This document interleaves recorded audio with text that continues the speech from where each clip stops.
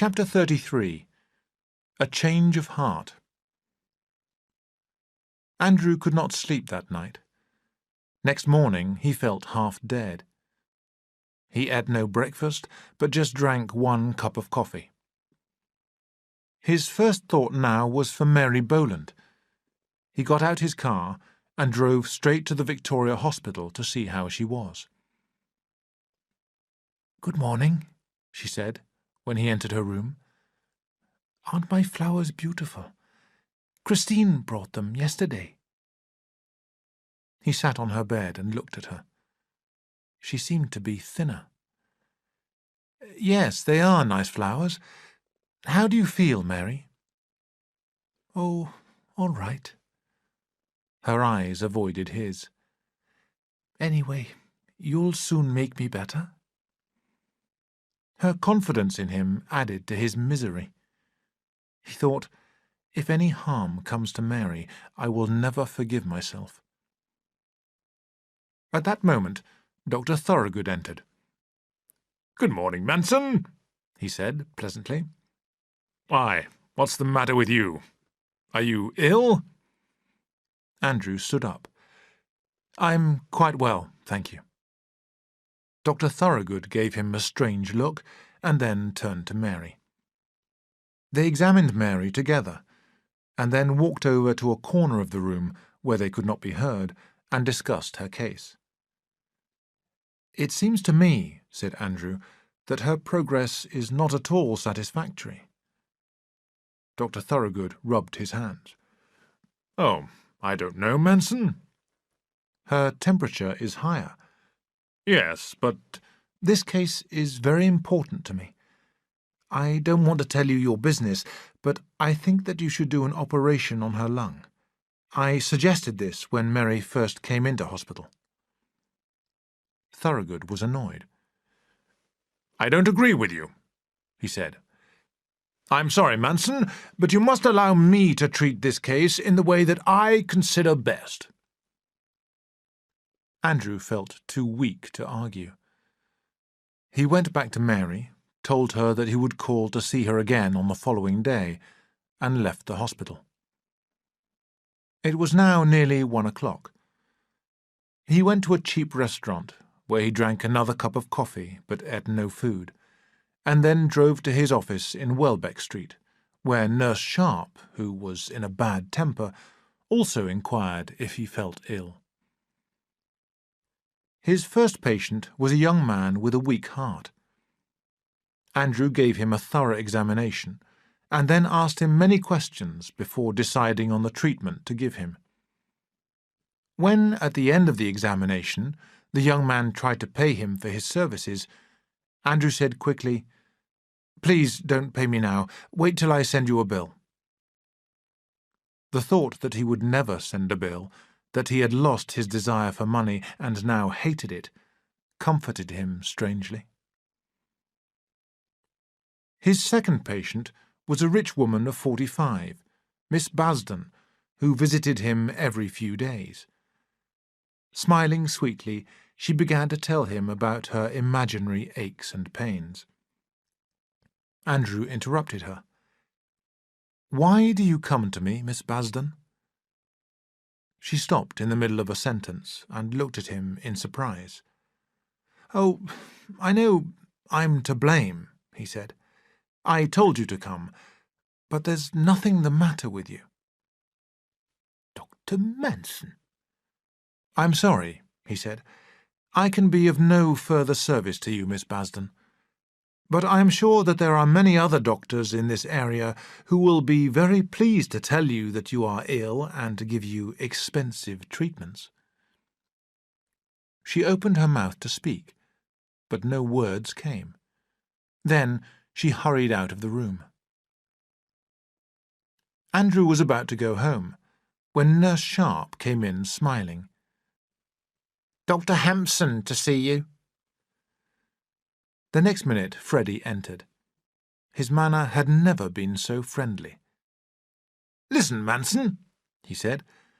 "I have heard about that operation yesterday, and I think that you were quite right to be angry with Ivory. It was shameful.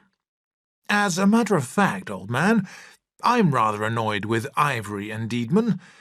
We've been working together, sending each other patients, but they haven't been paying me my fair share of the money. They're cheats. I could tell you a lot of other things about them, too. Hampson paused. Listen, old man, I've got an idea. Let's work together, you and I, without Ivory and Deedman. We don't need them. I know all the tricks, all the ways to make money, and you're a clever doctor. If we work together, we'll make a fortune. Andrew sat quite still. He felt no anger against Hampson, only a bitter hatred of himself. At last he said, "I'm sorry. I can't work with you, Freddie. I'm tired of all this. There are too many doctors whose only thought is to make money." Hampson's face turned red. "What the—" He jumped up. "Have you gone mad?" "Perhaps. But I'm going to stop thinking about money and success. A doctor shouldn't try to make money out of sick people." "You're a fool!" shouted Hampson. He turned and rushed out of the room. Andrew got up and drove home. Christine was in the living room. The sight of her pale, sad face made him tremble. She said, "You've had a busy day. Will you have some tea before the surgery?" "There will be no surgery this evening," he said. She looked at him in surprise. "But it's Saturday, your busiest night." He did not answer. "Why? What is the matter?" she asked. Andrew gave her one look. "Christine," he said. He ran forward and knelt at her feet, crying.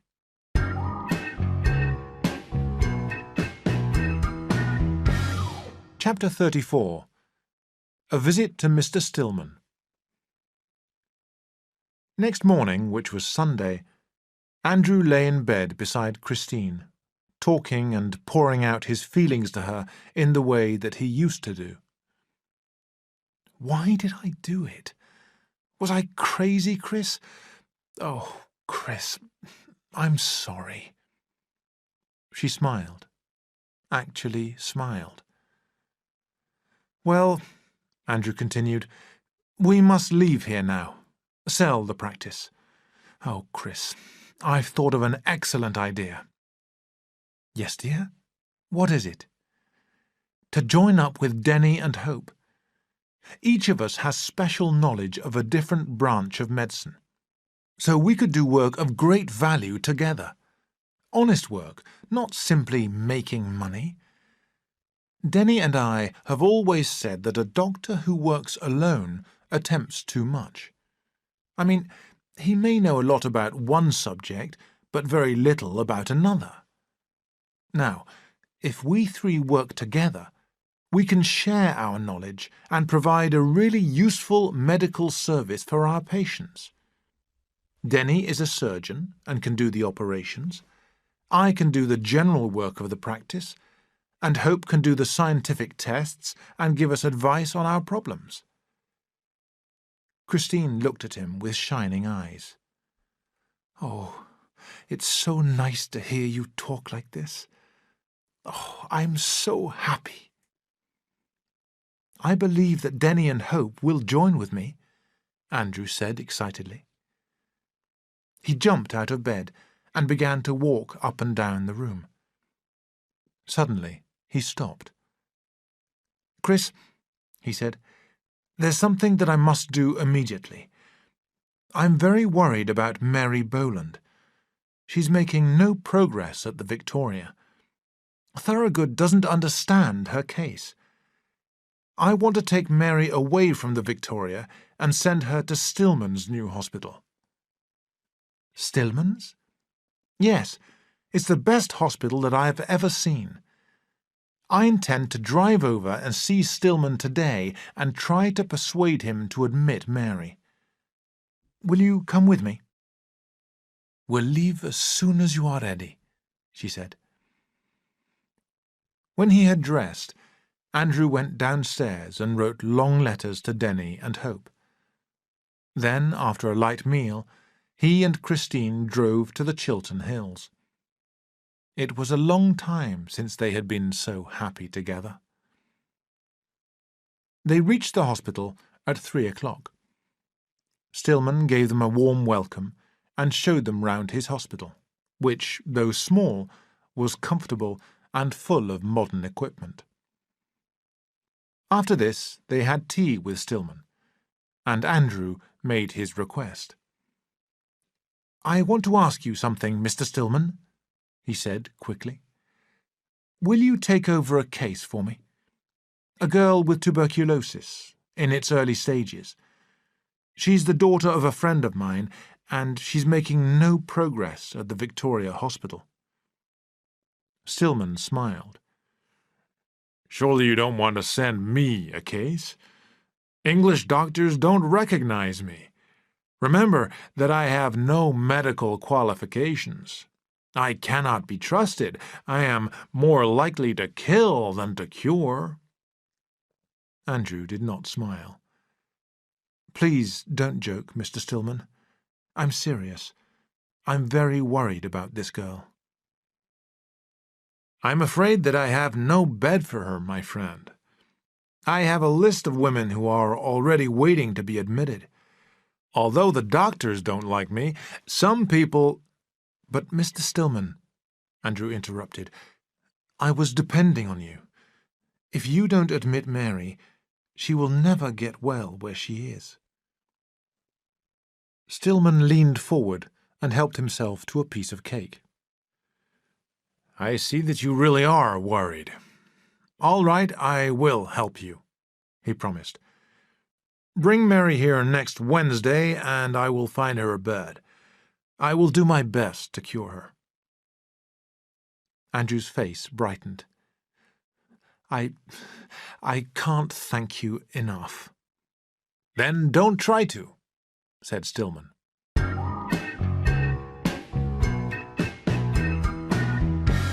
Chapter 35. Mary goes to Mr. Stillman. Next morning, Andrew rose early after a good night's sleep. He felt excited, ready for anything. He went straight to the telephone and gave orders to a medical property firm to sell his practice. "Sell it for a fair price. I won't accept any more than it's really worth," he said. "The people in this area have not got much money, and the next doctor may not do as well as I have done." At lunchtime, Christine handed Andrew 2 letters.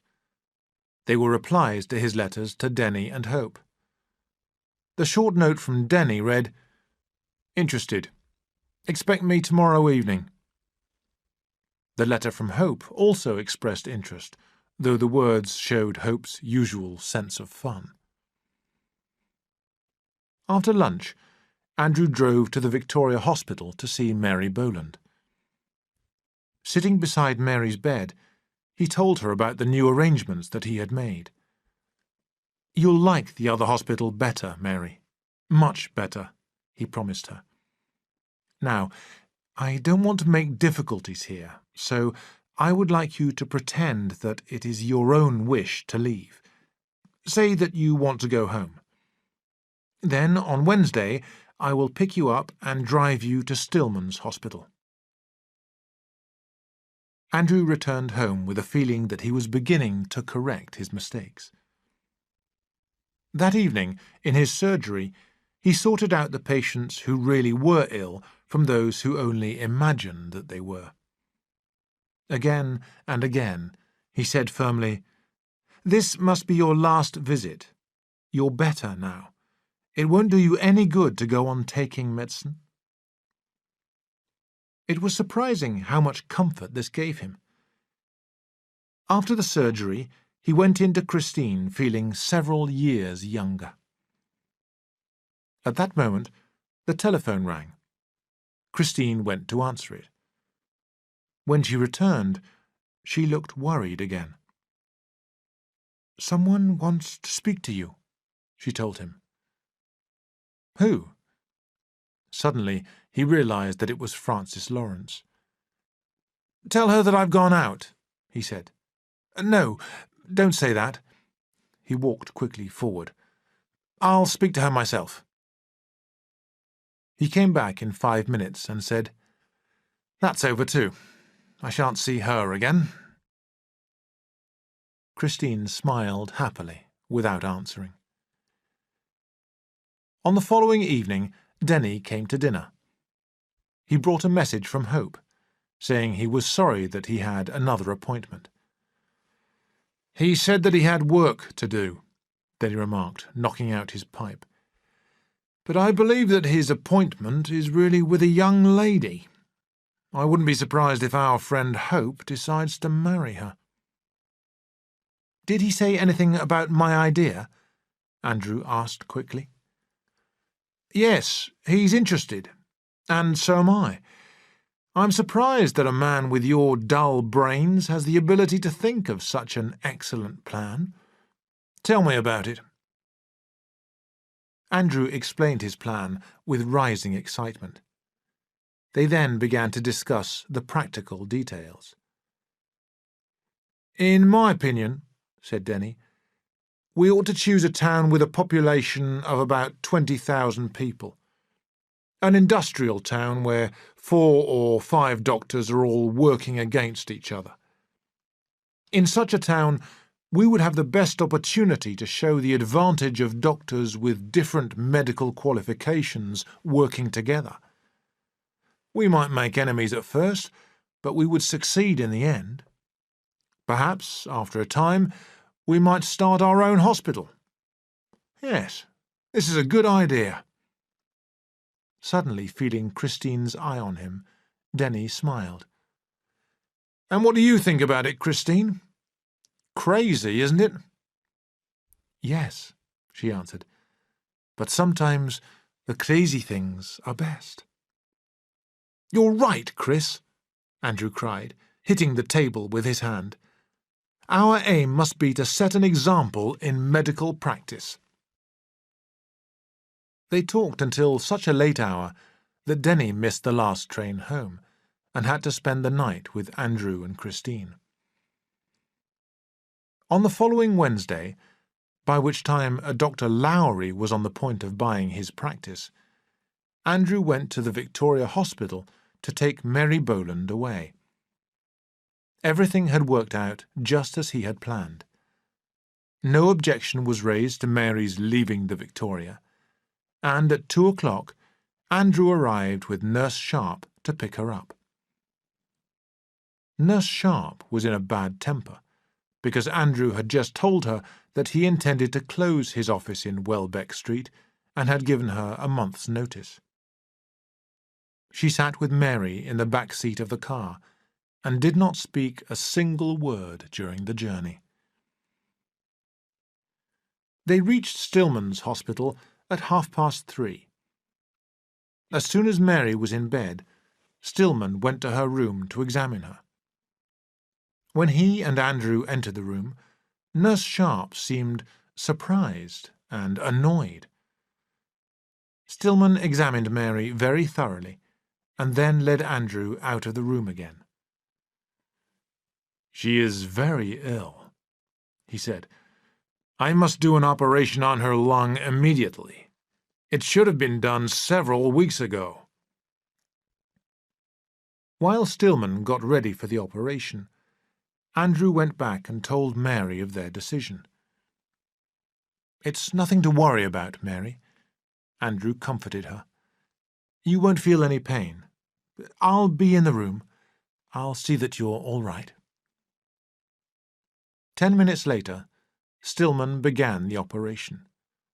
He worked quickly and with great skill, employing several new ideas that he had discovered in America. Andrew had never witnessed a more skillful operation. When it was over, and Mary was back in her bed, Andrew went in to see her. "Well, do you feel happier now?" She smiled. You are right. It was nothing to worry about. All that you need now is rest. You'll soon be well again, completely cured, he promised her.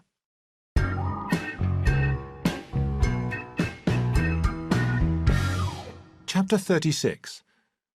The Cheese from Mrs. Smith. It was nearly 7 o'clock when Andrew left Stillman's hospital. He now had peace of mind about Mary. Andrew realized that other doctors might question his action in sending Mary to Stillman, but he did not mind. He had done the best thing for the girl, and that was all that mattered. He drove slowly, enjoying the quiet of the evening. Nurse Sharp again sat in the back of the car, without speaking. When they arrived back in London, he drove her to the place where she wished to get out, and then went home. Christine met him joyfully in the hall. Her eyes were shining. "Sold!" she cried. "Dr. Lowry has bought the practice." He followed Christine into the living room, where the remains of her evening meal were on the table. "Isn't it good news?" Christine continued. "And we've sold it so quickly. I've been thinking, let's go away for a holiday. We had such a lovely time—" She broke off suddenly. "Why? What's the matter, dear? You look so strange." He smiled and sat down. "I suddenly feel a little tired, perhaps because I have had no dinner." "What?" she cried. "I imagined that Mr. Stillman had given you dinner." She looked at the table. "I've had mine." "It doesn't matter." "But it does matter. Wait there, and I'll get you some food. Would you like some soup, or an egg, or what?" He thought. "An egg, please, Chris. And perhaps a bit of cheese after that." Christine ran off and got him his meal. While he ate, she sat beside him talking excitedly about the future, about Andrew's plans to work with Denny and Hope. "You know, dear," she said, "I feel as if we were starting a new life, the sort of life that we used to live. Oh, I'm so happy."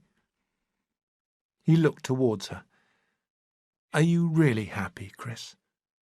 She kissed him. "I've never been happier in my life than I am at this moment." There was a pause.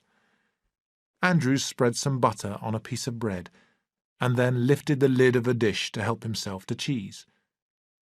But the dish was empty. At once Christine gave a little cry of shame. "Oh, I meant to buy some more cheese from Mrs. Smith today." "Oh, it's all right, Chris." "But it isn't all right. I'm a bad wife." She jumped up, her eye on the clock. "I'll run along to Mrs. Smith now, before she closes her shop." "Oh, don't trouble, Chris. Please, love." She silenced him cheerfully. "I want to do it. I want to because you love Mrs. Smith's cheese, and I love you." She left the room before he could say another word. He heard her quick step in the hall, followed by the sound of the front door opening and closing. Smiling to himself, he sat back in his chair and waited for her return. She was away for so long that he began to lose his hunger. "I shan't want the cheese if she doesn't hurry up. She must be talking to Mrs. Smith," he thought. Suddenly the doorbell rang violently. He looked up in surprise and went into the hall. The bell rang again, more violently. He opened the front door. A crowd of people stood in the darkness outside the house. A policeman whom he knew well came forward, breathing heavily. There's been an accident. Your wife ran... Oh, God. She ran across the street and a bus... Icy fingers seemed to seize Andrew's heart. Before he could speak, the hall filled with people. Mrs. Smith, who was in tears, the driver of the bus, another policeman, and 2 or 3 people who had witnessed the accident. Then 2 men carried in his Christine. In her hand was the packet of cheese which she had just bought from Mrs. Smith.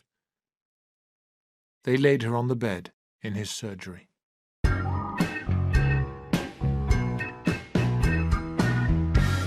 Chapter 37.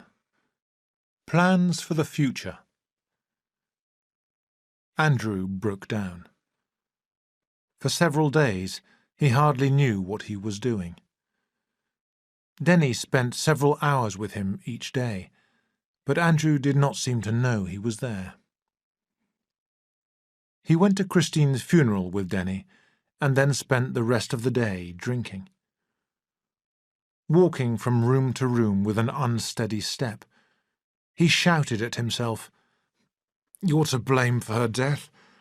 This is a punishment for your crimes. You tried to make money, and that was a crime. Now God is punishing you." He crept upstairs, paused, and then went into Christine's bedroom. It was silent, cold, and empty. On a table lay her handbag. He picked it up, held it against his face, and then, with a trembling hand, opened it. Inside, he found an old photograph of himself and the little notes that his grateful patients at Aberalour had sent him with their Christmas presents.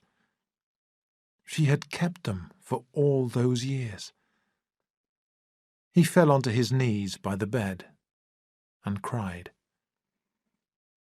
Denny did not attempt to stop him from drinking.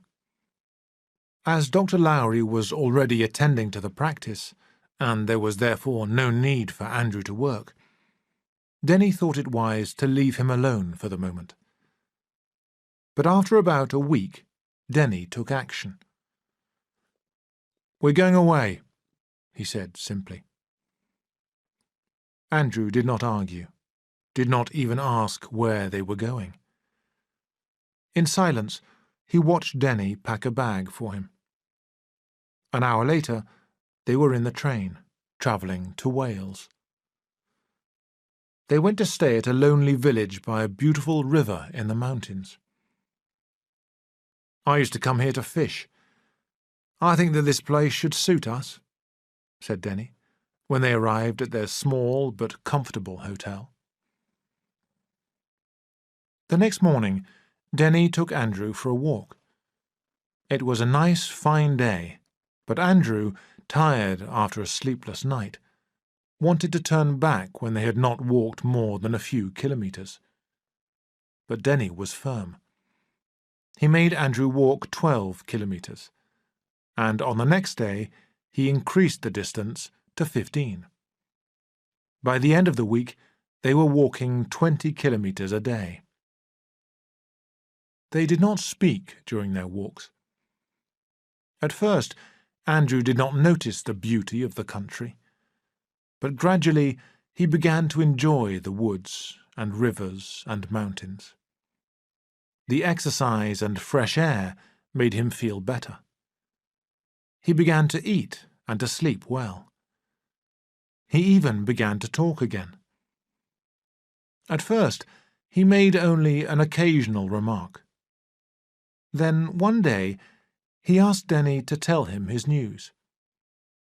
Denny had been waiting for this moment. "Hope and I are both free men now. We've both given up our posts," he told Andrew. Andrew's face lit up. "Given up? Then this means that we—" Denny smiled. "I shall be fit to work again very soon," Andrew said. That evening, Denny and he looked at a map and made a list of possible towns in which to start their new practice. A few days later, to Andrew's surprise, Hope arrived to join in the discussions. He made his usual jokes, and Andrew actually laughed. "Of course," said Denny, "we are all completely crazy. We haven't much money, and we shall probably quarrel. But somehow—" "We shall probably murder each other," said Hope, rising and stretching himself. Hope left the next morning. After breakfast, Andrew went for a walk by himself. It was good to feel fit again. He was looking forward to working with Denny and Hope. Yes, he really wanted to work again. When he returned at 11 o'clock, he found 2 letters waiting for him. He sat beside Denny, who was reading the newspaper, and opened them. One letter was from Mary Boland. She sent him her sympathy over Christine's death, told him that she herself was quite well again, and thanked him for everything that he had done for her. Smiling, Andrew put down her letter and read the other one. At once, the smile left his face. He turned white. For a minute, he sat quite still, looking at the letter. "Denny," he said in a quiet voice, "read this."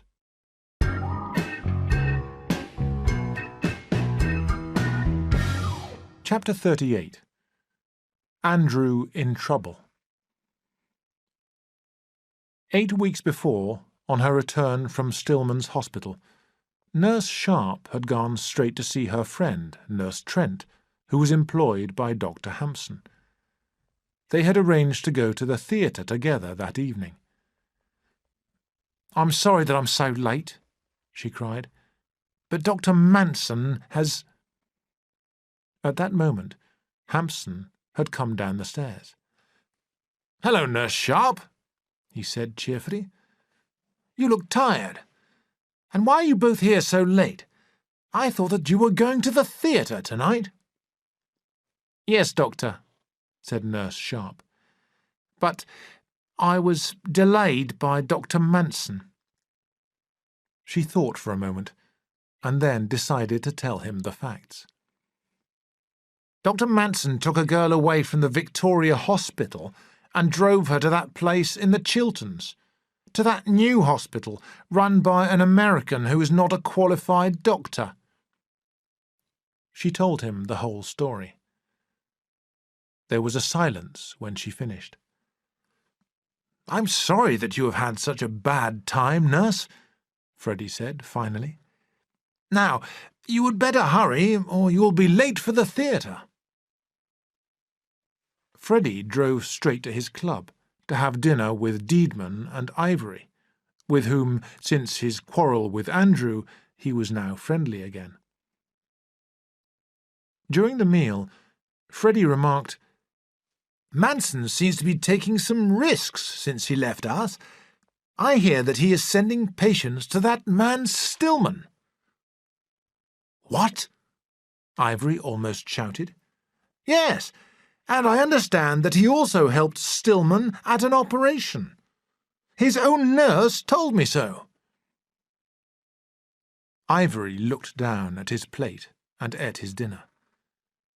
He had not forgiven Manson for his remarks about the Vidler operation. Ivory knew that he was a bad surgeon, but nobody else had dared to tell him so. He hated Manson for that bitter truth. After a few moments, he raised his head and said, "We must do something about this. We must tell Gadsby. Gadsby spoke to me about Stillman the other evening. He had read a piece in a newspaper praising Stillman's work, and he was very angry. Gadsby is the man to tell." Hampson felt awkward. He did not want to get Manson into trouble. In a strange way, he quite liked Andrew.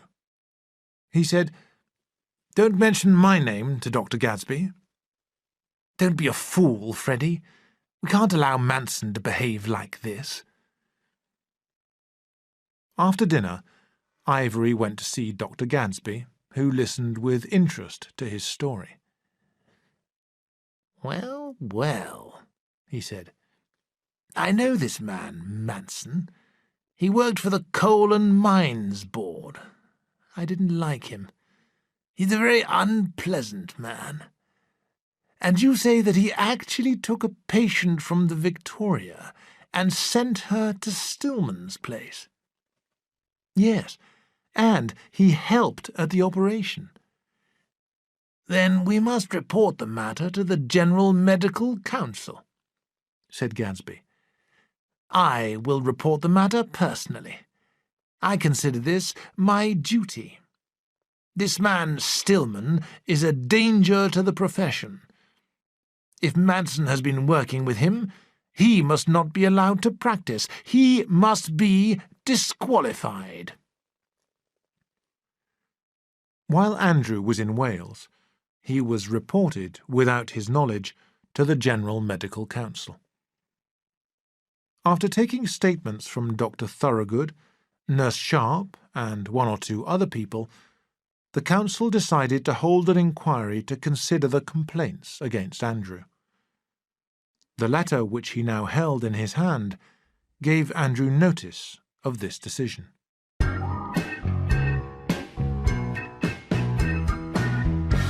Chapter 39. The Inquiry. A week before the inquiry, Andrew went to London to make arrangements for his defence. He was alone. He had told Denny and Hope that he would prefer to be alone. He felt very miserable.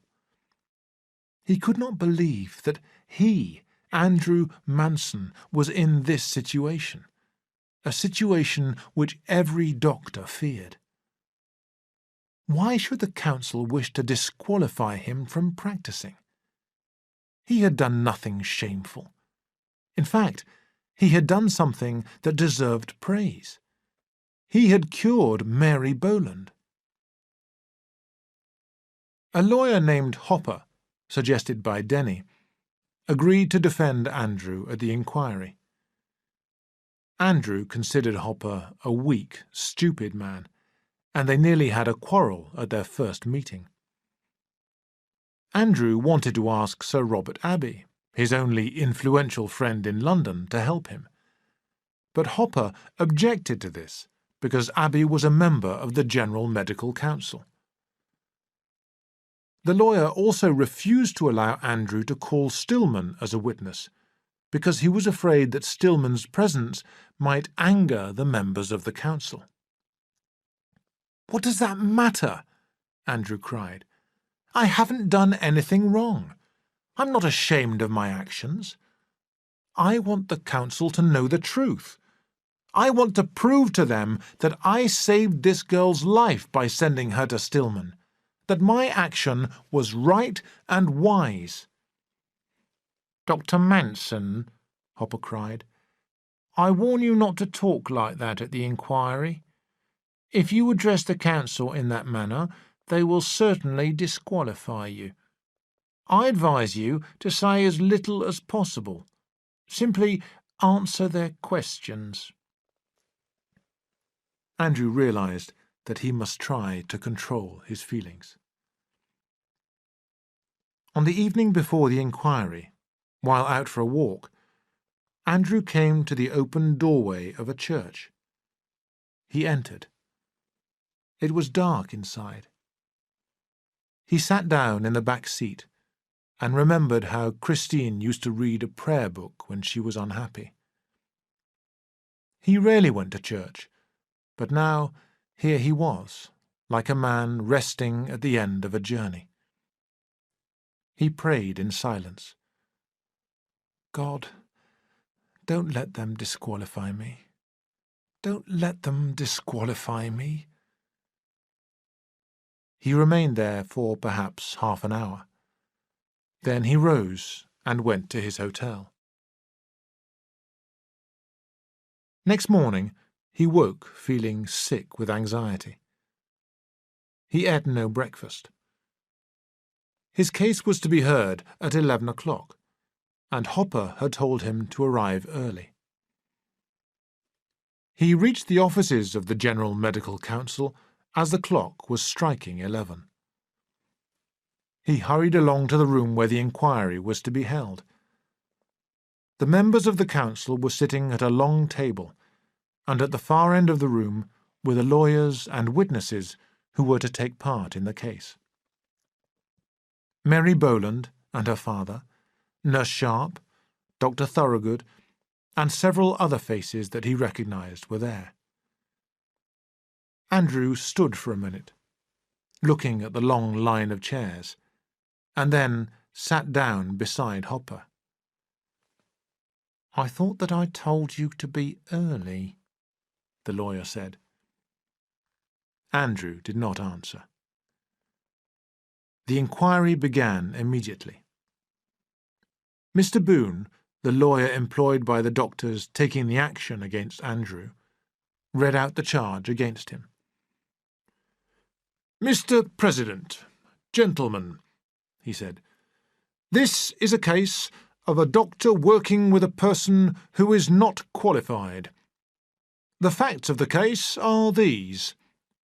The patient, Mary Boland, was admitted to the Victoria Chest Hospital on the 18th of July. She remained there in the care of Dr. Thorogood until the 14th of September. She then expressed a wish to leave and return home.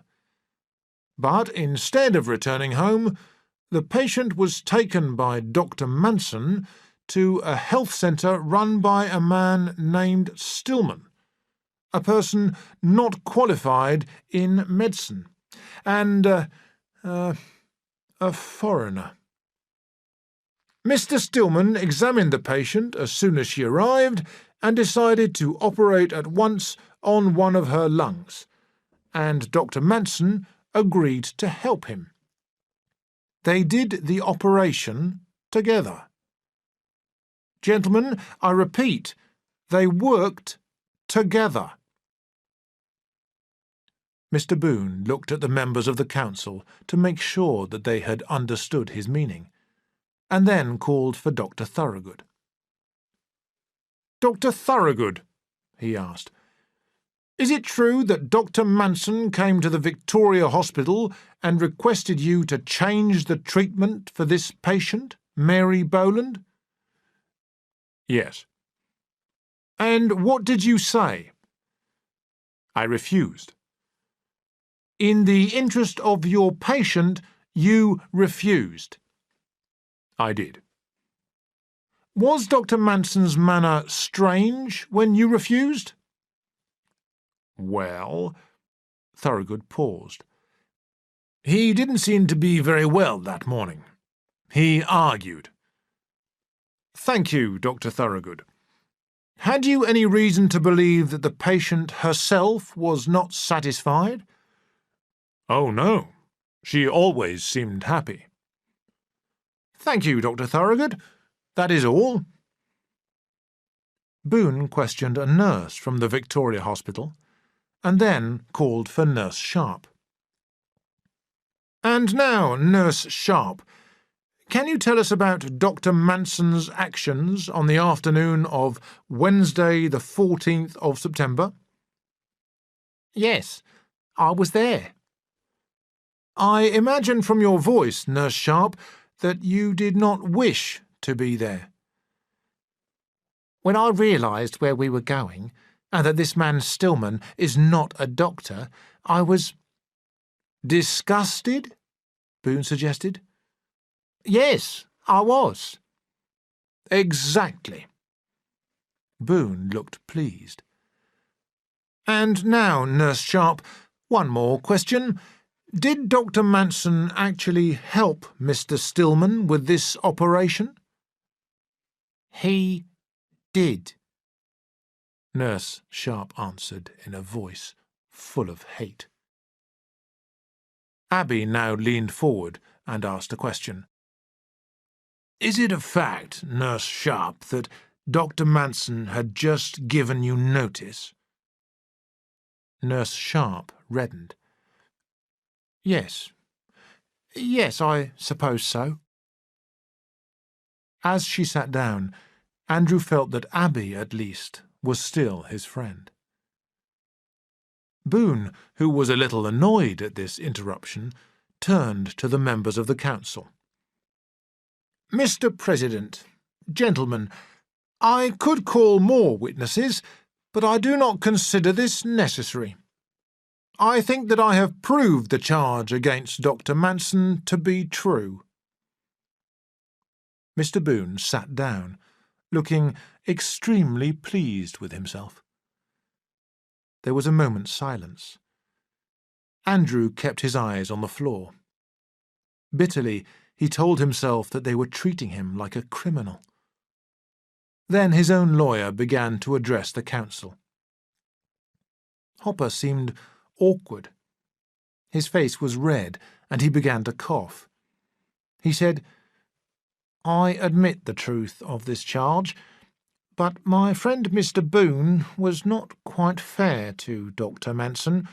He did not mention that Miss Boland was Dr. Manson's own patient before she was in the care of Dr. Thorogood. Dr. Manson had a special interest in this case. I admit that Dr. Manson's action in taking her away from the Victoria Hospital was quite wrong, but he was not dishonourable, and he certainly had no wish to offend against the medical laws. He did not agree with Dr. Thorogood's treatment, and therefore decided to make other arrangements for the care of his patient." Hopper then called Mary Boland. "Miss Boland," he asked, "did you find any cause of complaint while you were at Mr. Stillman's hospital?" "Oh, no, certainly not." "Your health didn't get worse?" "No, I got much better." "Thank you, that is all," Hopper said quickly. "I will now call Dr. Manson." Andrew stood up, conscious that every eye was directed towards him. He was pale and tired. Hopper addressed him. "Dr. Manson, did you receive any money from Mr. Stillman?" "None." "Did you intend to do harm to Dr. Thorogood by your actions?" "No, certainly not. We were good friends. I simply did not agree with his opinions about this case." "Exactly. You can tell the council honestly that you did not mean to offend against the medical laws." "That is the truth." Hopper, who had worried about calling Andrew as a witness in case he should say too much, dismissed him with a feeling of relief. Then Boone suddenly jumped to his feet and began to question Andrew. "Dr. Manson, you say that you did not mean to offend against the medical laws, but you knew that Mr. Stillman was not qualified, didn't you?" Andrew looked at him coldly. "Yes, I knew that he was not a doctor." "I see. And that didn't stop you from sending a patient to him?" "No, it did not." Andrew was angry. He took a deep breath. "Mr. Boone, I've listened to you asking questions. Now I will ask you one. Have you heard of Louis Pasteur?" Boone was surprised at the question. "Yes, of course. Everyone has heard of him." "Exactly. Everyone has heard of him. Well, Mr. Boone, do you realize that Louis Pasteur, the greatest name in scientific medicine, was not a doctor? Nor were many other famous names in medicine. Perhaps this will show you that every man who hasn't got a medical degree isn't necessarily a criminal or a fool. Silence. Every member of the council sat up. Abby looked at Andrew with a friendly expression. Hopper looked embarrassed. Boone was annoyed. Yes, but those men had rare qualities, said Boone. Surely you don't compare Stillman with them? Why not? Those men had a long struggle before they became famous. Stillman has done more for medicine than thousands of men with degrees, far more than these doctors who drive about in expensive cars and charge high prices for their services. Stillman is a great man. He's done more for the cure of tuberculosis than any doctor in this country. His words caused surprise throughout the courtroom. Mary Boland looked at him with admiration. Hopper slowly and sadly began to put away his papers, feeling certain that Andrew had lost his case. The president spoke. Do you really mean what you are saying, Dr. Manson? I do, Andrew said firmly. He was determined to express his opinions. If they were going to disqualify him, he would give them cause to do so. He continued, There are a great many things wrong with our profession, and it's time that we tried to correct them. Doctors are not trained properly. They learn only the basis of medicine at the medical schools. When I qualified, I was a danger to society. I only knew the names of a few diseases and the medicines that were supposed to cure them. I've learned nearly everything that I now know about medicine since I left medical school. But how many doctors study when they are running a practice? Very few. They are too busy to study. Our whole system is rotten. Doctors should work together and share their knowledge. Make a real study of the causes and cures of their patients' diseases, instead of just giving bottles of medicine. What's happening now? Many doctors make fortunes from their patients by giving them medicines and expensive treatments that are useless. It isn't right. It isn't honest. I have made many mistakes myself, and I am sorry about them. But I made no mistake about Stillman, and I was right to turn to him. I ask you to look at Mary Boland.